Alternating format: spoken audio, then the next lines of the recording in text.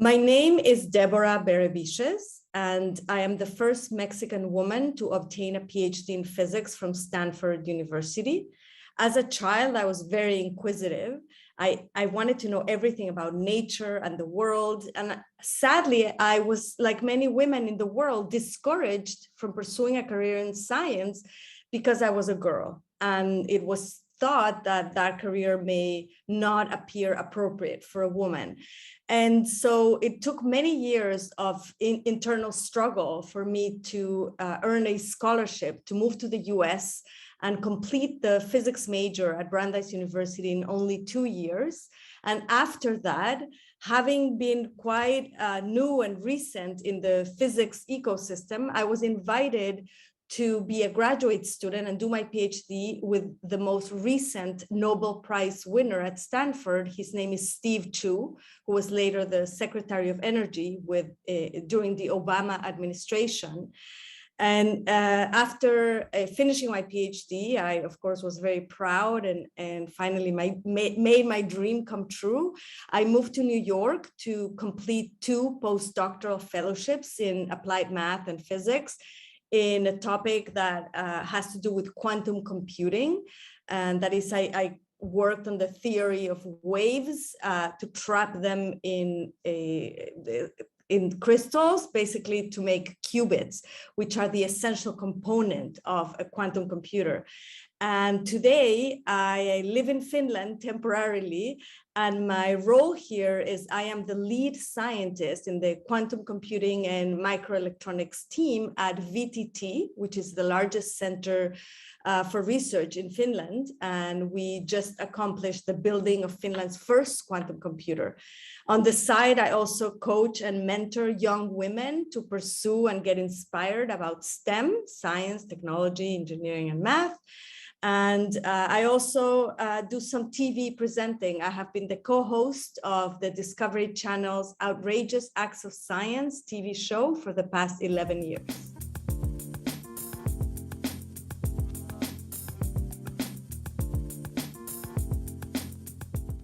Classical computers work with bytes, which are the smallest unit of information that we use to compute things. Now, quantum computers operate very differently. They live in a very weird world of quantum physics. So quantum computers work with qubits, which actually can be in many different states at the same time. And so because quantum computers operate with these tiny little subatomic particles at that tiny scale, they basically can do operations in this probabilistic way, in this new algorithmic way that can speed up things enormously. And then after this coherent time that we call, which is when they're calculating all these algorithms, then they come back to the classical world because we do a measurement and we get the result out. So quantum computers, not only will they be much faster, orders of magnitude faster than the classical computers we operate with today, but they will also be able to solve problems that are unthinkable right now for classical computers. Many very complex optimization problems are, as of yet, unsolvable with classical computers, and quantum computers will be able to solve them. Also, drug discovery, the modeling of how atoms work and subatomic particles get together when a molecule is binding to a different molecule is something that so far has been modeled imperfectly with a classical computer. But now with a quantum computer, in a few years, we'll be able to model nature with its own bytes, with its own pieces of information, which we call qubits. So we exchange byte for a qubit. And I just want to say that right now we have computers with 50, 60, 100 qubits, like IBM's computer is operating right now. We have D-Wave at Google. We at VTT in Finland have only 5 qubits so far. But in a few years, it is thought that there will be thousands of qubits. And when that is available, we'll see how the whole field of computation will be an entirely different animal.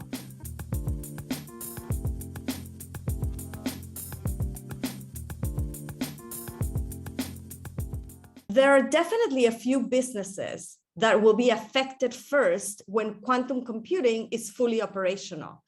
Those are biopharmaceuticals, like drug discovery, finance, cryptography, and transportation industry or any other optimization industry that needs to calculate many various paths and probabilities to solve a problem in the least amount of time or with the least amount of loss, for example. And so a transportation company that wants to figure out how to optimally route all their airplanes or fleet of buses to waste the least amount of fuel and to do it in the least amount of time, for example, will certainly benefit from quantum algorithms and quantum computers, which will calculate things in a much, much faster way than classical computers can today. And that's why one of my roles at VTT is to talk to businesses and help them be quantum prepared, what we call foresight,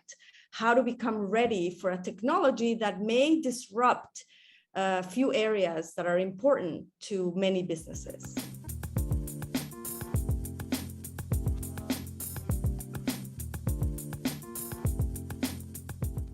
Quantum preparedness is something really important and actually rather simple to do.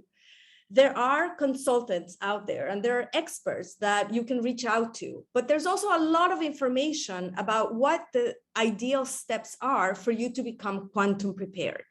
You should definitely study what industries like yours are doing, in the sense of, depending on the size of the industry and what your portfolio of investment is, how much do you want to invest in quantum security or quantum for communications or quantum for R&D, or how essential quantum computers and their capabilities will be to your business.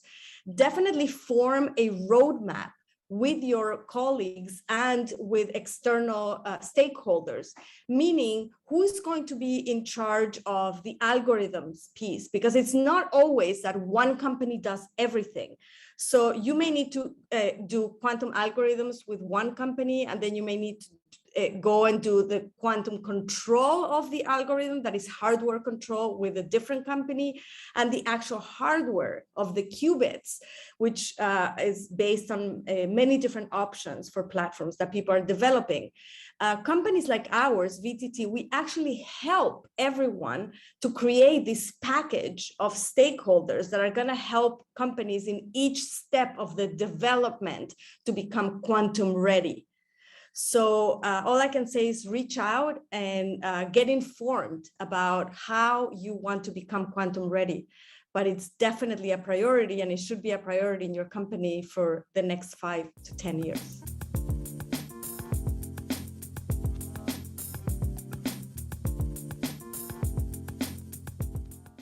I mentioned my story of having been discouraged to pursue a career in science, not because it's unique, but because years later, I keep finding many young women around the world who feel like I did, quite attracted to pursue a scientific or a technical career, but still facing biases and stigma and stereotypes that do not allow them to develop in the most optimal way. And so I realized, like one of my female mentors, Janet Matei, told me once, that with the privilege that I had to be able to get a scholarship and study and make my dream come true of becoming a physicist, with that privilege comes responsibility. And that's why for the past 15 years of my life, I have been developing mentorship programs, one-on-one mentoring. I'm in the process of writing a book about quantum computing for middle school girls. I also develop initiatives for companies to bring more women into their technical professional teams. And I really am very passionate about helping accelerate the success of women in STEM.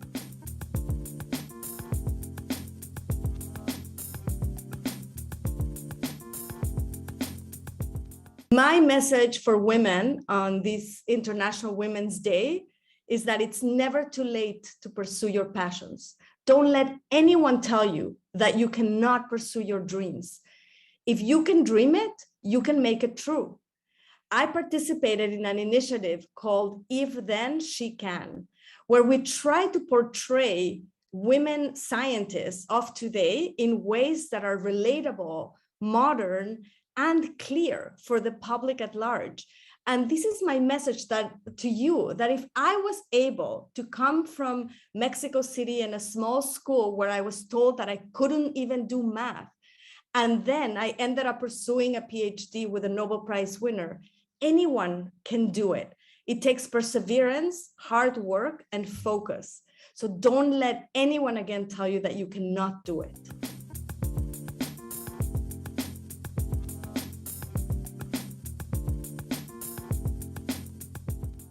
Right now, I'm working on several projects. First, I am helping various companies to become quantum ready. That is, to take advantage of quantum technologies in a way that's going to disrupt and benefit their industry the most. I also help companies in what I call the future of technology and how it will impact your business. That is not just quantum computing, but drone delivery and different food technology and energy, new energy technologies, et cetera, and how they will impact their various industries. I help them take advantage of those technologies so that they don't get completely surprised when they arrive, and how they can become more efficient, more effective, and increase their profits by adopting some of these technologies. So all of this we encompass and we call digital transformation. I'm also in the process of writing a book for middle school girls on quantum computing, because it is their generation who's going to be using the tools that we're now creating. And we need them to be quite fully be versed in this strange language of quantum physics. I'm also creating and about to launch a course for women in STEM. This is for older women who have been in a career for 4 to 10 years, who are now realizing that their potential is not fully realized. And they want to either get a promotion, or they would like to pivot and use their skills in a different way, or they want to learn data science or whatnot. So I'm about to launch an online course to accelerate the success of women in STEM.